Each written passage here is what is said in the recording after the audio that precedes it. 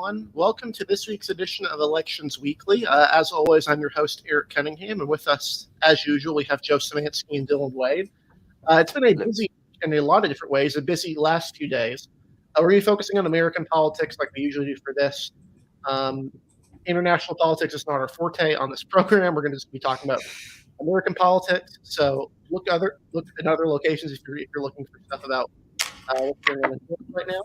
But we're going to go ahead and jump right into things. We've had a couple of new congressional maps approved this week in Pennsylvania and North Carolina.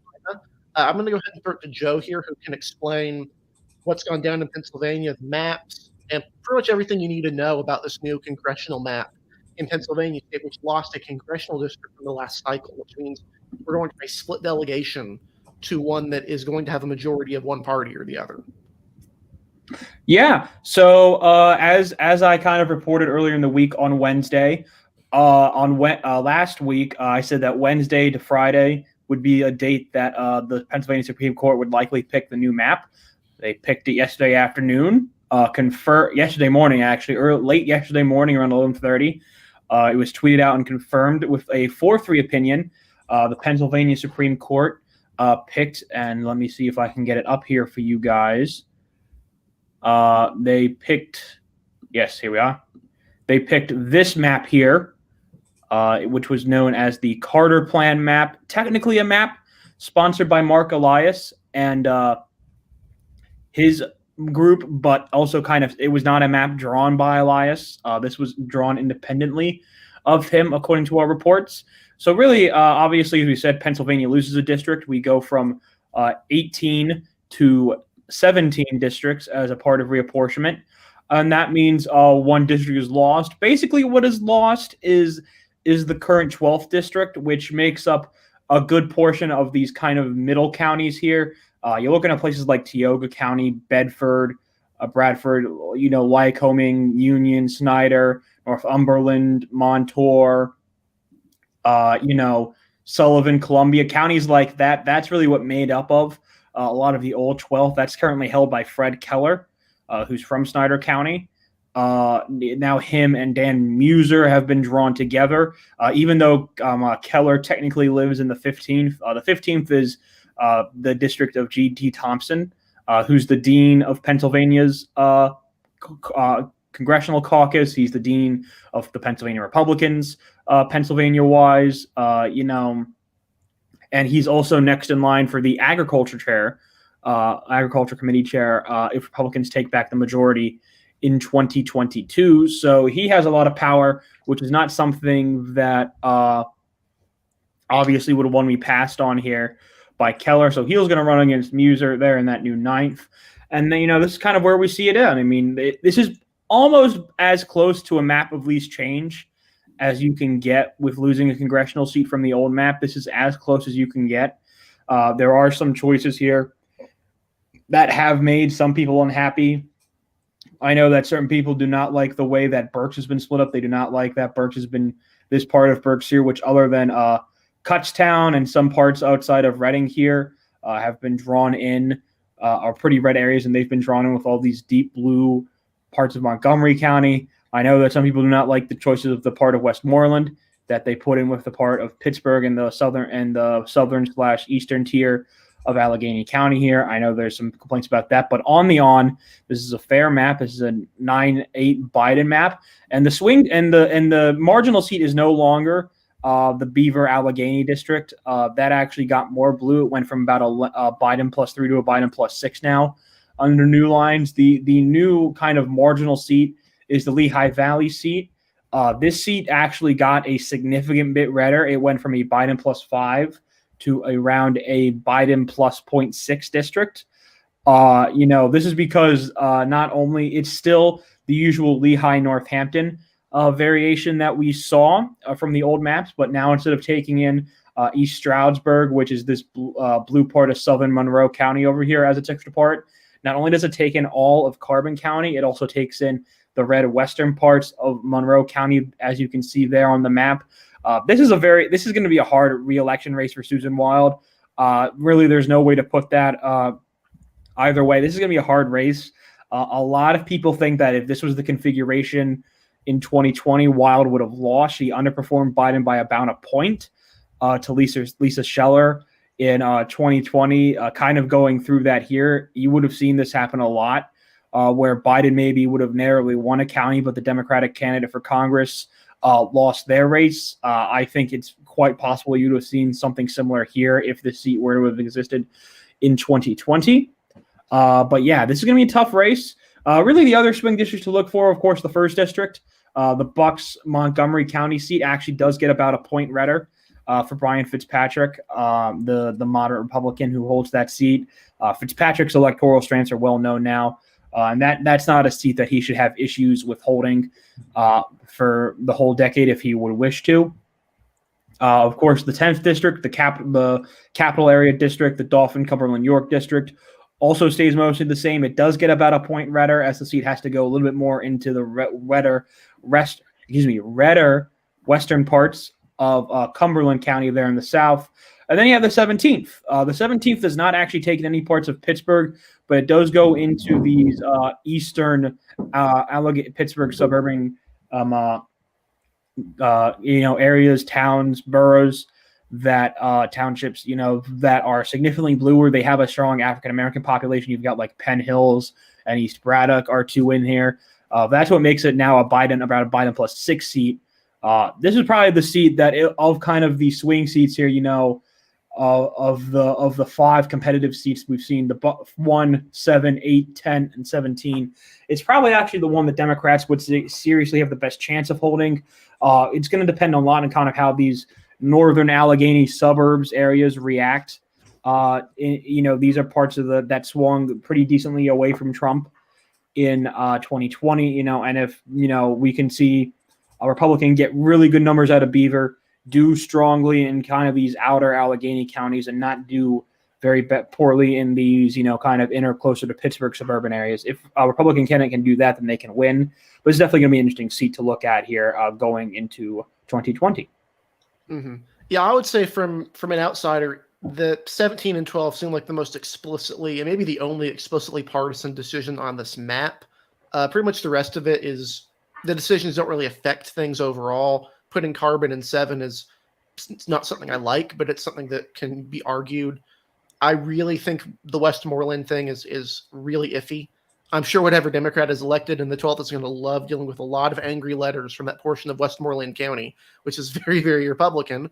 But, as far as court-ordered maps go, and as far as maps go, it's hard not to look at this and say this is one of the more reasonable proposals that was out there. Certainly better than, I think, the other potential plan, which would have scooped out just the city of Pittsburgh and put, I think, with Washington County, which makes even less sense from any perspective.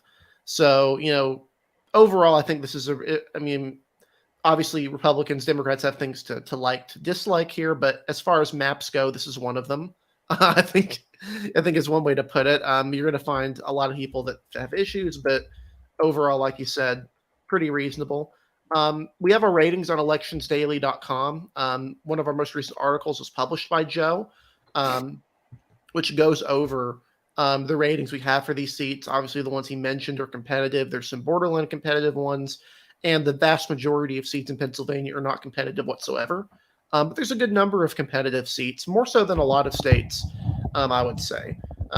For as far as competitiveness goes, this map is really far up there in terms of what we're looking at here. So if I were to, I guess, ask you to, we have our current ratings. If things stay about the same way, what will we project as Elections Daily, just for those who haven't done the math, what we're projecting the state would look like in terms of the seats? Obviously, this is a 9-9 map right now, going to 17 seats. How many would you say Republicans would be likely to gain? It would likely be between 10 to 11. It would really depend on how that 17th district were to go. That seat, I know we talk about how environment is, but that seat will also depend on a halfway decent Republican candidate in that seat. This isn't a seat where we can just kind of run anywhere in, and I wouldn't recommend that in any swing seat, of course. But the 17th is definitely one of those that you can certainly not do that. It's going to be an interesting one. I think it's going to be about between 10 to 11 seats. Going to depend on that. I think if in the environment to say today, I think Susan Wild would definitely fall to likely Republican nominee Lisa Scheller in a rematch from 2020. I think that's a district to be very hard. Republicans do not need any really significant swing back in that seat, like they would need in the 17th. There's really not need for a significant swing back in any part. You can get stronger margins out of Carbon. You can get stronger margins out of Lehigh or Northampton. If you do any of those, Republican will win this seat, not necessarily that hard in the way they did so in 2022. So I think 7's going to fall. I do think this is the year that Matt Cartwright's kind of down ballot ability to kind of barely hold on. I do think 2022 feels like a year where that kind of ends for him in the parts of Luzerne that he holds in kind of outer Scranton, outer Lackawanna County. This kind of does feel like the year where that kind of does fall off for him, though I do think him gaining East Stroudsburg will help him. That is a generally decently blue area that is going to help him in this regard. But I think this is the year where the trends kind of in those outer Lackawanna parts finally get to him. I think this 2022 feels like the year. So I think Republicans probably get a net +1 out of Pennsylvania. I think if this were the environment when we go into Election Day, I would be pretty solid in saying the Republicans get at least +1, maybe +2, depending on where the 17th goes out of the state of Pennsylvania under this map. Mm-hmm. Yeah. Overall, good analysis there. Obviously, this is one of the largest states that was outstanding. I think at this point, the largest states are still Florida and Ohio. But Pennsylvania being out of the way resolves a lot of the picture that we were looking at for how these congressional races are going to go. And I guess the only other question I would have here is, obviously, there's some incumbent versus incumbent races. There's some primaries. Do you think the new maps are going to impact any of specifically the open seats, like the 12th district, which is obviously it's an open district with Doyle retiring? Do you think that's going to impact the way that primary runs out on the Democratic side? It's going to be interesting in the way that it drags in that part of Westmoreland. Those outer parts of Westmoreland are weird. There are people probably there who, while they vote Republican now, are potentially still registered as Democrats. It's going to be a very interesting thing because what they did is, like I said, they took out some in that eastern part there, like I said, Penn Hills, East Braddock, and some others that are heavily black towns, townships, boroughs, etc., to bump up that 17's partisanship towards Joe Biden. Those are some decently solid African American, strongly Democratic areas that have been taken out and replaced by in a primary that does matter. In a primary that does matter, and it's interesting to see that that's the choice they made with that. I think there's if you had to go into Westmoreland, which I understand why they decided to do so, as to make the 17th a Biden seat. So I understand why they did so, but you would think an area like New Kensington or an area closer to the Fayette County border, where there are still some Democratic pockets there, you would think those would be some of the more favored areas instead of the area that they chose. It's gonna be interesting. I still would say Summerlee is probably the prohibitive favorite right now, being that she's from the city of Pittsburgh. But I don't think her nomination is necessarily as solid as it would have been kind of under the lines of the old district. I do think she's going to get a potentially more significant, not necessarily centrist challenge, but I would say more establishmentally liberal challenger. I would say potentially from those southern Allegheny, southern southwest Allegheny suburbs. I still think there's a chance there, and I think other candidates are going to take a look at the seat now that aren't Summerlee here, and I think this does kind of open up the primary a little bit for that side on the Democrats for sure. Summerlee already has a challenger, if I'm not mistaken, so any new candidates that join would probably split the non-Summerlee vote and just help her win at this stage. It's a theoretical option, but you don't know how strong that necessarily that one opponent is right now. But what I'm looking at right now is that it'll be very interesting to see whether or not we get a legit, like a potentially a state legislature or a state senator potentially take a look at the seat and decide what, maybe this is where I want to go and run. And I think there's a chance for me here to take advantage of the new configuration. And like I said, Fred Keller versus Dan Muser. In the new 9th district. That's going to be an interesting one. I think Muser is pretty heavily favored. I shouldn't say heavily, but he's favored. Most of my friends within the Pennsylvania Republican Party think so too. Muser has deep personal pockets. He represented technically more of this district than Keller did. He represented the more populous areas. He represented that part of Berks. He represented that part of Luzerne. He represented Schuylkill. It's going to be harder, I think, here for Keller than he maybe thinks. A couple of my Pennsylvania Republican Party friends will, jokingly text me Rip Keller in the lead up after the map was released on Wednesday. So that's probably where you'd see that going there too. That's kind of the two interesting ones right now. Who replaces Doyle and what goes down between Keller and Muser. And of course, the 17th, that'll be an open primary on both sides. That'll be something to watch too. Those are really the key ones to watch, I'd say, right now. Mm-hmm. Yeah. So really good analysis.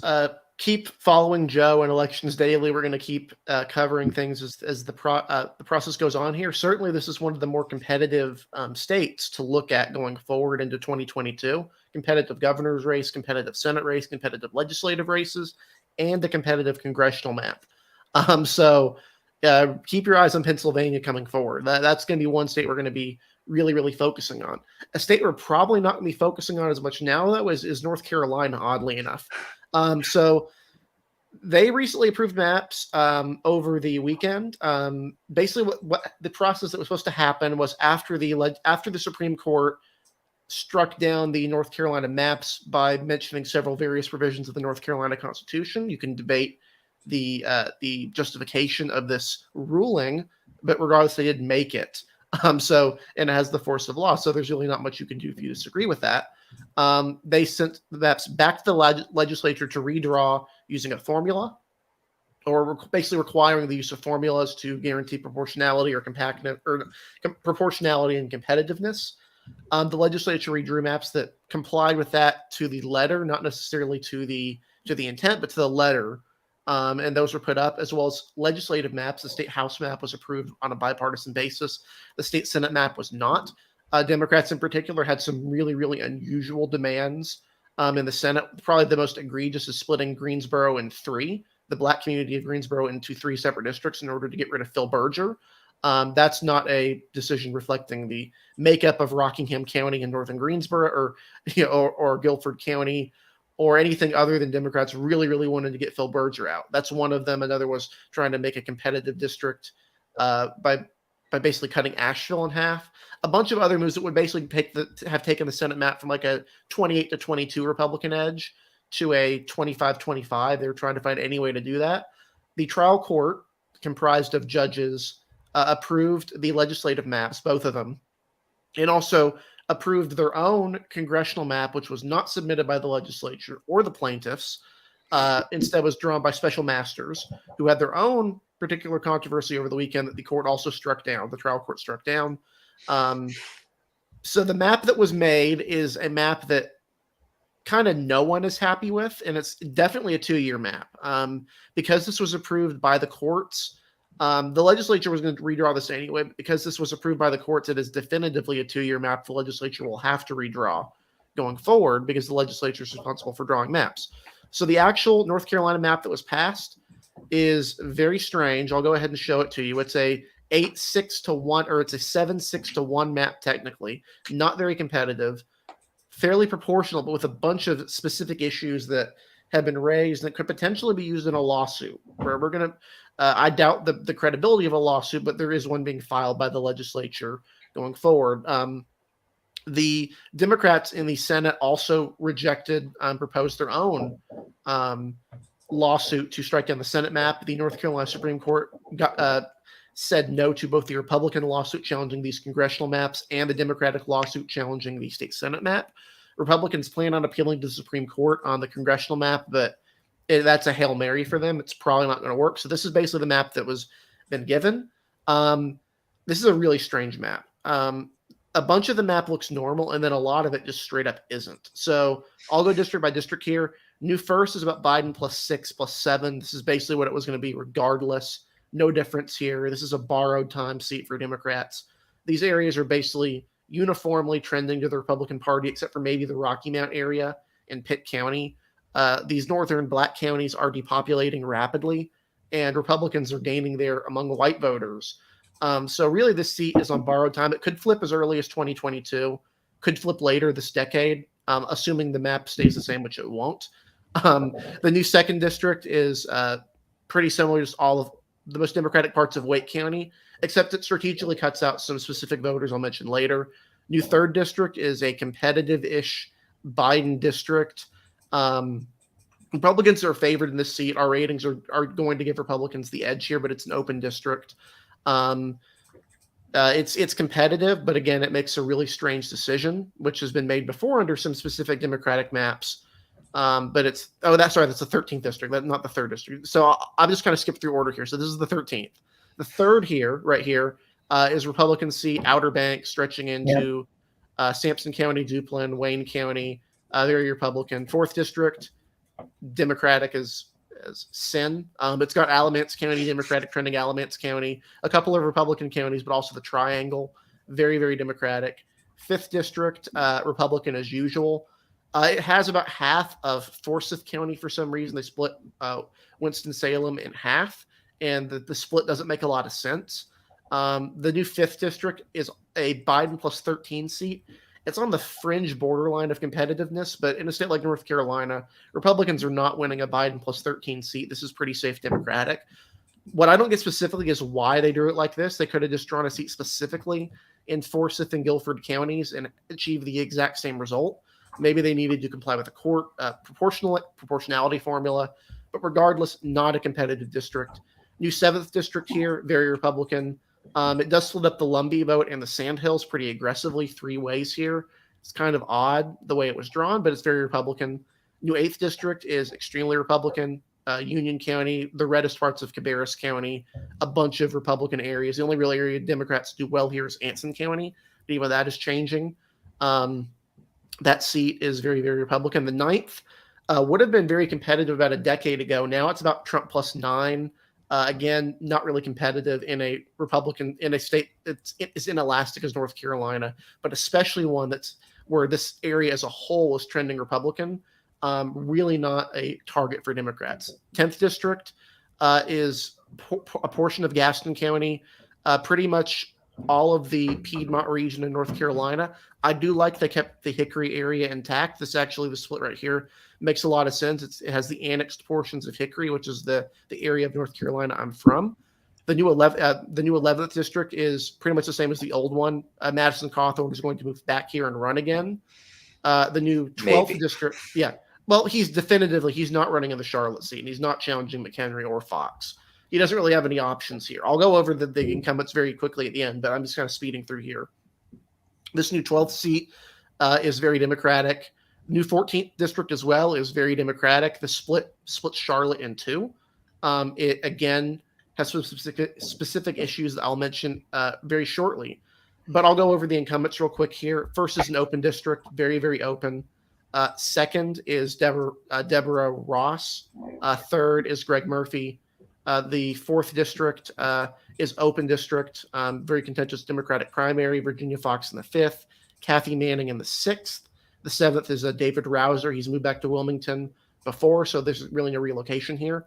The 8th, the current 8th district incumbent, Richard Hudson, who lives in Concord, actually, is running in this new 8th district. Dan Bishop is the old 9th district representative who most of this district was part of, or a big chunk of it. Appears to be gunning for a state Supreme Court run on a revenge platform against Democrats for demolishing his seat. And he'd be a very credible candidate for that office. The 9th is open, but it's got a bunch of Republicans running, or it's going to have a bunch of them. 10th is Patrick McHenry. 11th is Madison Cawthorn, who he's not announced he's running in the 11th, but it's pretty much a known fact in North Carolina that with that Charlotte seat gone, he's not going to be running in Charlotte. Specifically, he's not going to be doing a suicide run in the Biden plus 17 14th district. The 12th district, where's it 12th? Yeah, 12th is Alma Adams' seat. I believe she lives in the 12th. Either one of these she'd be safe in, the 12th or the 14th. The 12th is the more minority heavy of the 2 districts. 13th is open, and also the 14th is open. So what does this mean? 1, there's a lot of open seats. 2, there's only one competitive seat, the 13th. The rest of these seats are safe. None of these other seats are going to be competitive, aside from the first, which is a leans to likely seat for Democrats. I put it in the leans column, I think. The biggest problem with this map, though, and I'll kind of get into this here, is how it splits up communities. It's a very, very strange map in one specific way, which is how it targets black voters. You'll notice right here, Dave Wasserman's tweet. Republicans are almost certainly going to use this in federal court to try and argue against the Supreme Court and the trial court's ruling here. This is a very Hail Mary, not going to work sort of thing. But they do have a point where this map kind of does target black voters pretty aggressively. Some specific examples here. The 6th district does not contain all the black community in Forsyth County. The 2nd actually cuts out the blackest parts of Raleigh and throws them in with a bunch of white areas, which basically makes the 2nd much less competitive for black Democrats, and the 13th much more favorable for white Democrats, while also drawing in the city of Goldsboro, which is a much more reasonable draw. Charlotte in particular is the big one, though. Notice here it's kind of split right down the middle. It's split into two. Doesn't make a lot of sense, but it does split off the community here pretty aggressively, actually. The new 14th district would be very, very white. A minority candidate would not be winning this seat. The 12th is still about, I think, only 47, 48% white, but it's a substantial downgrade for black Democrats. There is a reasonable chance that a white Democrat could win an open primary here if there were to be the case. It's got a bunch of white trending, or a bunch of Democratic trending white areas that are affluent, would be more likely to vote in a Democratic primary in the future. So that's the North Carolina map. It's really strange. I'd like to hear some thoughts about it overall. I don't think on a partisan perspective it's that awful, but a bunch of the decisions make very little sense. One of the things in particular that got me was the way they split the triad. Greensboro, most maps and most public consensus has generally been that the triad area, which is Winston-Salem, Greensboro, and High Point, should be in the same district. That's a general consensus of redistricting. For some reason, special master maps, all of them, disagreed with this. There was a map from the League of Conservation Voters that would have split that would have split the triad. And then this map obviously puts in Guilford, puts in part of Winston-Salem, and then also Rockingham County and another Republican county, so I believe it's Person County. Doesn't make a whole lot of sense from any perspective. I'm not sure why that decision was made, but that's probably the one that strikes out aside from the Charlotte split. What do you guys think about this map and this whole mess in general? I know as a North Carolinian, I'm used to redistricting litigation, but it's pretty aggressive and pretty heated, but this seems to be kind of the definitive conclusion to the redistricting saga until 2022. 2023? No, 2024. Yeah, 2023, because it's going to be redrawn in all likelihood. Oh, okay. Yeah. I know nothing about drawing maps, but everyone I know seems upset about this map, no matter what partisanship they have, which tells me it's probably not very well drawn. It's strange. It's a real it's certainly a weird way to draw a map. I this is my own personal philosophy with redistricting, is that while you should try for partisan fairness, a big goal that you should also try for is competitiveness as well. This map dutifully fails the competitive aspects of redistricting. Seems like it deliberately fails on that front. I would agree with that. I think it deliberately fails on the competitiveness portion of what redistricting should be about. Yes, I understand that there is always going to be safe seats. Can't make everything competitive, but there I believe, especially in a state that's as big as North Carolina, you have 14 congressional seats. In North Carolina. There should, if we can have 5 competitive seats in our 17-seat one in Pennsylvania, that means there should be at least somewhere of either 3 or 4 competitive seats within the state of North Carolina. Yeah, it's totally possible to do that. It's totally possible, and that should mean, in my opinion, somewhere between 0 to 5 or 6 points for either party. That's what a competitive seat is. Somewhere between even to about 5 or 6 points. Somewhere between there. That is, in my opinion, a competitive seat. There's only one. And that's a new 13th district. The first district kind of barely falls out of the line. I believe it's just barely over Biden +6. Yeah. There should be a competitive seat in the Charlotte area. They fail to do that here. There's a strong argument it should be Biden 1, but there should be a competitive seat here in the Charlotte area. A Biden 1 seat, but a competitive seat nonetheless should be there. I think I think you could arguably make a bit more competitive than they did. You question that. I think they could have drawn the Sandhills, the new 13th in a way that would have still made it very competitive without doing the splits that they did in the Raleigh area.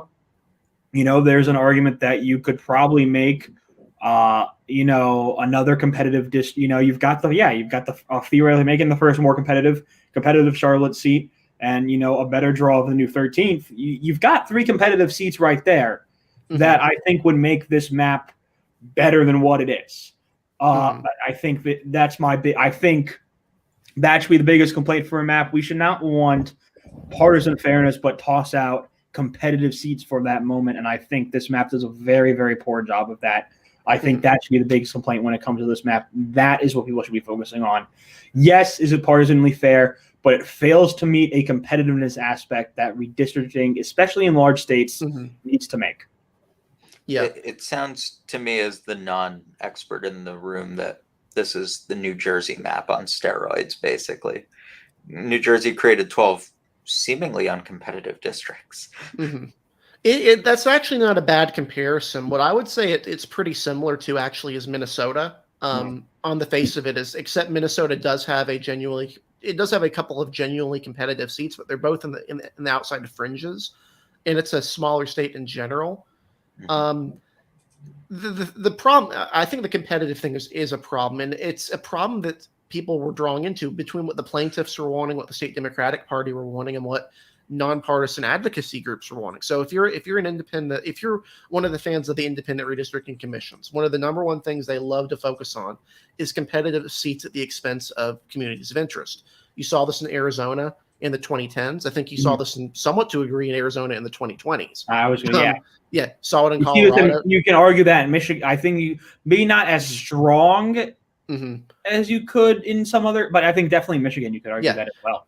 Yeah, if you're in that team, you could easily draw 5 competitive seats. You could draw a competitive seat in the mountains, which would be about Trump +7, which is what the Republican map actually, oddly enough, the Republican map's 11th district equivalent was only like a Trump +7 seat because it went up to Watauga County. The current map actually takes it out of the competitive range. That's a decision that benefits Republicans with this map. You could have basically a Charlotte seat, a Raleigh seat. If you draw the triad correctly, you could have a competitive seat there while still having a Democratic seat. The first district, you could have a seat taking in Chapel Hill. Even you could do what the Republican map did and draw a competitive seat with Chapel Hill in it and a bunch of Republican areas. Would that make a lot of sense? No, but that would be competitive. That's what they would probably want. And that's what the Republican map seemed to push for, which is basically a bunch of super competitive seats that would probably give 11-3 Republican map, a 10-4 or 11-3 Republican map. If you're a Democrat, when this is likely a 2-year map, that's totally unacceptable. And you get your redistricting win, and it just results in an 11-3 map anyway. No, that's absolutely not what you want if you're a Democrat. So they would be pushing for more safe seats, which would mean you have those 6 very, very, very Democratic seats here, which are not flipping. Really, really good for them. That's exactly what you want if you're a Democrat. On the other hand, that means a bunch of regional splits that make no sense. Having, for example, the most affluent, rich parts of Charlotte thrown in with Gastonia, which, if you know North Carolina, that's a really, really poor community of interest split. Gastonia is the Charlotte area, but Charlotte has a really poor opinion of Gastonia, and I think it's mutual. I think anyone has seen the memes. I think there's like a meme of from the Lion King with of Charlotte, everywhere the light looks is Charlotte, and then what's that dark spot over there? That's Gastonia. That's what the Charlotte people think of Gastonia. So it's not really a great fit. And then you have the other one, which is a bunch of minority voters in East Charlotte, Central Charlotte, North Charlotte, with very, very lake people, affluent voters in Huntersville, and then Concord, which is rapidly trending and is also affluent. So basically you have the poorest areas of Charlotte and the richest areas in a single seat. There's merit to that probably, but from in terms of just an actual split, doesn't make a ton of sense. And then obviously, if you're really, really focused on minority representation, this map is a total fail because it gets rid of the VRA argument in the 12th district. It doesn't strengthen the first at all because the first is still majority white and very, very competitive, potentially in coming years. It makes the Raleigh district harder for black voters to potentially win a primary there in the future if Deborah Ross decides to retire. The 4th district, you could have also drawn that and maybe draw Durham in with those areas. And then obviously for Republican, you want a Republican map. This is not that. So from all those perspectives, this map really doesn't do a great job of fitting any of them. I suppose you could say there's merit in that, if everyone's unhappy, it's probably a good map. I think this is the rare case where if everyone's unhappy, it's just not a good map. The only thing that changes here is that whoever controls the legislature going into 2023 will be drawing the next map. That's pretty much a given. I don't think this map's going to last any longer. The governor has no say here. And while the new legislative maps are competitive, Republicans are favored to hold the legislature. There's a very real chance Republicans could have, if not a supermajority in the state house, pretty dang close to it. A lot of the seats are pretty marginal. Biden plus 1, 3, 5 seats in urban areas, many of them that were won by people like Tom Tillis or Steve Troxler. It's very, very likely we're going to be here again, talking to you about this again in 2023 or 2024. The maps never stop. Yeah, No. It doesn't stop. The last time we've had 2 repeat maps in a row in North Carolina was 2016 and 2018. That's the last time we've had 2 consecutive maps in a row. 2016, 2018, 2022, 2024. Yeah, so we're probably going to have Hooray for consistency. We had new maps in 2016, new map in 2020, new map in 2016, new map in 2020, new map in 2022, almost certainly a new map in 2024. Have y'all considered not? It's war here. It's genuinely really aggressive here, and I think we want to move on the topics here. But it's really, really aggressive. We'll be back here in a year, almost certainly, arguing over the legislator's latest proposed map, which can probably be even more aggressive than it was before if they're looking at trends. So that's assuming the Hail Mary lawsuit doesn't work, which is a fair assumption. But with a 6-3 Republican Supreme Court, you can't say for certain. So we'll be keeping you up to it. I'll be keeping up on this sort of thing. But we're going to go ahead and move on to our couple last topics of the night. We're going to go into Texas primaries, really big ones coming up this week. And we'll very briefly talk about the Senate retirement, which is kind of come out of nowhere. And it's going to be pretty important on the Republican side, at least. So I'll go ahead and throw it to Joe here to kind of show what we're looking at for Texas coming up. He's the head of the elections team here at Elections Daily, and has a good handle on some of what we're going to be focusing on election night. Yeah, so Texas is about to be a big deal here. I do actually want to throw it to Dylan here a little bit because I want to focus here on 2 of the key Democratic primaries that are going to be occurring in Texas. We've got the Henry Cisneros versus Henry Cuellar versus Jessica Cisneros rematch primary in the new 28th district. But we also have an open, safe Democratic seat based mostly around Austin. In the new 35th. Dylan, I'm sure you've been paying attention to those. So if maybe you could give us a quick 1-minute rundown for each on those 2 primaries. Yeah, so the Cuellar-Cisneros race is, as Joe said, a repeat of last cycle. It's a rematch. Cisneros narrowly lost. I don't know what the new lines are going to do to the race, but Cuellar's possible criminal investigation seems to have thrown new life into Cisneros' campaign. Mm-hmm. I always thought that she was less favored this time around than last time. Her campaign in 2020 sort of was predicated on Cuellar being Trump's favorite Democrat. That's the message that she trumpeted out most prominently. Without that message, I thought she was not necessarily dead in the water. You're never dead in the water when you win 48% of the vote, but she didn't have as strong a message. Well, Cuellar getting indicted or investigated rather changes that, and the spending on her race has increased dramatically. And I don't know that she's favored, but I'm not willing to say Cuellar is out of the water. All of his prominent backers have stopped their TV ads for him. he hasn't gone completely dark, but he's gone pretty dark. On one hand, he's not running the David Perdue completely exonerated ads, but he's also not running any ads. So I don't know that he's in a very strong position. As far as Texas's 35th, this is a really weird primary. Greg Kassar and Eddie Rodriguez both announced their campaigns, I think, on the same day. Both fairly progressive records. Kassar is a DSA member. Rodriguez is fairly left-wing. But the campaign has taken a really weird turn where Rodriguez, who, again, as I said, is really left-wing, has decided to run to Kassar's right, attacking him on homelessness issues and BDS. Both odd positions for him, given that he abstained from the bills that he's criticizing Kassar for supporting. He didn't vote against them. He just didn't vote.